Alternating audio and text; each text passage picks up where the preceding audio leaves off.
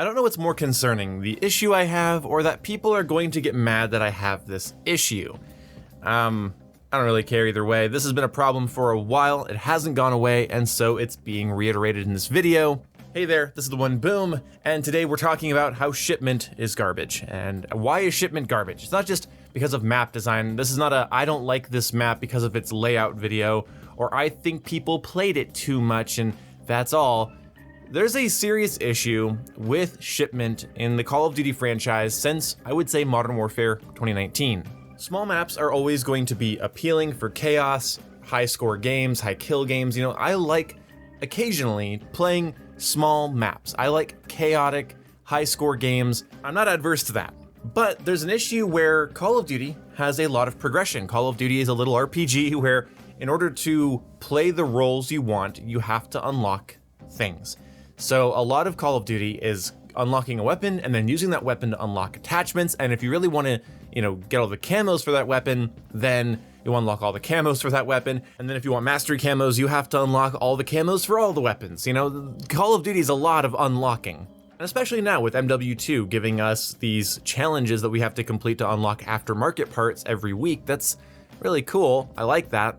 But it further proves my point. Call of Duty is a long game of unlocking things. Back in the day, you would just unlock the same 80 items, 80 things like perks, weapons, attachments over and over again because you'd reset every time you prestiged. Unlocking and progressing is a huge part of this franchise.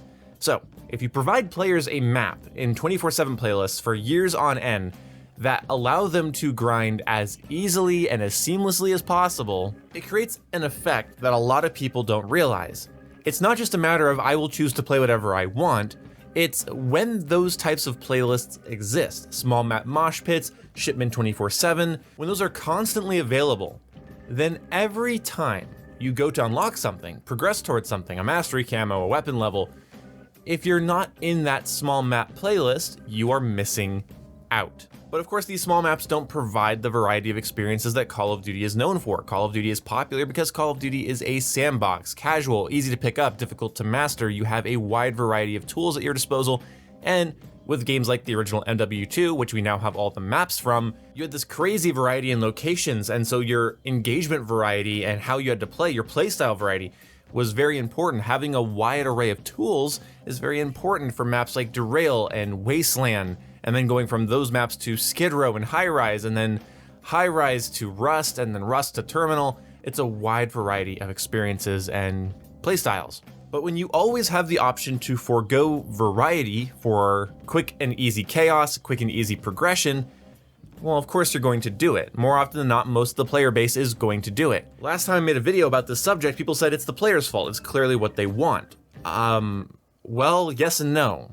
If I'm working a job for, let's say, $10 an hour, 8 hours a day, so I'm having $80 days, and I'm tootling along through my week, 8 hours at a time, 8-hour shifts, $80 days, going like that, just consistently.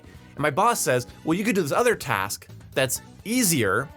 It's a 4-hour shift for $20 an hour, meaning I can still make my $80 a day, but I'd only have to work half the time. Imagine how frustrating it would be to ever turn that down and then continue working your 8-hour shift. You're watching the clock, realizing I could have been home by now. I could have been home 4 hours ago. Why am I still here working? Call of Duty provides that when they have these small map playlists. Every time you go to progress something, level up something, gain what should be considered mastery over something in the game, you don't feel that way when you're not in those small map playlists because it's like, I could have had this done already. This creates burnout. Call of Duty should encourage you to master your weapon, and that's what getting a weapon to max rank should mean. Getting the mastery camos for it should indicate some level of mastery. If you go to level up an assault rifle 30 times on the smallest map in the game, I'm not going to care. If you level that up on a wide variety of maps, some maps like Wasteland, some maps like Rust, some maps like Shipment, some maps like Shoot House, some maps like, you get it.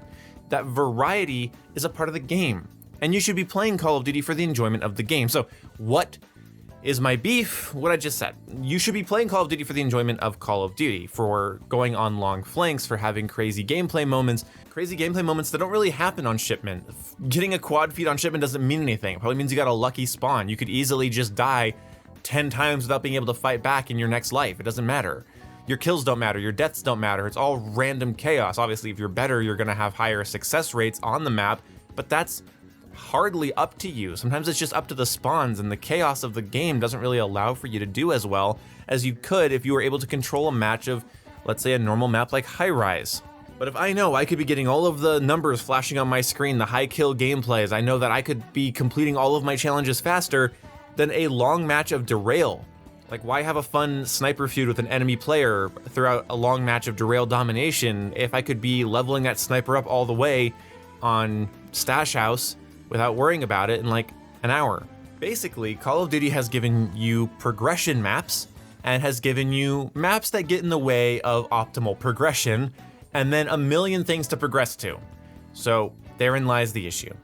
I think Call of Duty's gameplay formula stands on its own as appealing, but if you're a player base that wants everything unlocked, everything progressed, everything having the best camo or whatever, then anything outside of those tiny maps is a drag. And we could have a discussion about the psychology of this and dopamine and serotonin releases on small maps where constant numbers are flashing up on screen. You can get like 90 kill gameplays, and having that over and over again is like the TikTok of gaming, you know? Like, you have instant gratification every time you swipe your finger. That sort of feeling, I think, is going to make it harder to have a meaningful gameplay experience, a longer gameplay experience, a more nuanced gameplay experience on the rest of the more complicated and interesting landscapes that games like Modern Warfare 2 have to offer. And MW 2019, Cold War, Vanguard, and Modern Warfare 2 and Modern Warfare 3 has had this problem of just constant small map 24/7 playlists. So everything you're doing that's not in those playlists is a waste of time in terms of progression. So instead of valuing the moment-to-moment gameplay, instead of valuing just playing the objective and doing well, I think a lot of people are just in it to grind, and then they burn themselves out, and I think this leads to a lot of the Call of Duty burnout we are seeing over the last 5 years. One of the criticisms about Call of Duty, and I'll end the video on this note, one of the criticisms about Call of Duty that always bothered me was that it was the fast food of gaming. It was so fast and so just manipulative, you know, just throwing big yellow numbers up on your screen, making you feel like you did well, but you really didn't. And games like Battlefield or Halo take actual skill and actual teamwork, and Call of Duty's just, you know, the McDonald's of gaming. I always thought that was ridiculous, but those exact criticisms work perfectly for people that grind Shipment 24/7, Stash House 24/7, Rust 24/7 all the time. That is fast food gaming. That is scrolling social media, dopaminergic burnout gaming, and it's kind of sad to see. This video is running a little longer than I wanted it to. I want this video to be much simpler, but either way, if you guys agree with me, let me know down in the comment section below. I'm gonna probably make another video or two on this subject because I think it's genuinely hurting my favorite franchise. Anyway, I'll see you when I see you guys. Goodbye.